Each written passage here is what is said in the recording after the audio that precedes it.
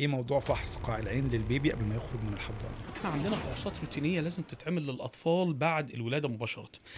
موضوع فحص قاع العين، ناس كتير أوي أثَرته في الفترة الأخيرة عشان كان في مشكلة طبية كده حصلت مع بعض الزملا في الصعيد، إنه البيبي خرج من غير ما يعملوا له فحص قاع عين أو يعرضوه على دكتور رمد متخصص، وحصل مشكلة في البيبي إيه موضوع فحص قاع العين للبيبي قبل ما يخرج من الحضانة؟ بس هو الحقيقة يا محمد إن إحنا عندنا فحوصات روتينية لازم تتعمل للأطفال بعد الولادة مباشرة.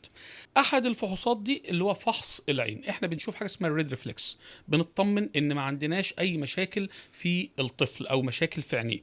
دي الفحص المبدئي اللي يتعمل، ده فحص بسيط خالص، ما بيحتاجش طبيب رمد ولا عيون ولا الكلام ده. إحنا طبيب الأطفال النايب عندي بيعمله في القسم الداخلي، بيمر بالأوفثالموسكوب يبص على عيون الأطفال ويطمن إن الريد ريفلكس موجود. ده من الحاجات المهمة اللي احنا بنعملها. فحص السمع حاجة من الحاجات الأساسية اللي احنا بنعملها، بفحص تمام. الطفل تماما من أول شعره لحد رجليه، أطمن إن هو مفيش مشاكل. فحص القلب، فحص الرئتين، فحص البطن، فحص الأعضاء الجنسية للطفل، فحص فتحة الشرج، فحص الجهاز العظمي للطفل. فحصت كل حاجة واطمنت إن كل حاجة تمام. وأنت بتتابع كمان الطفل مع الأم بعد كده، بدأ يشوف ولا لا، بدأ يلاحظ. يمكن هنقول الطفل مع تطوره كل يوم، إيه التطور اللي بتشوفه، إيه اللي لازم تلاحظيه على طفلك كمان.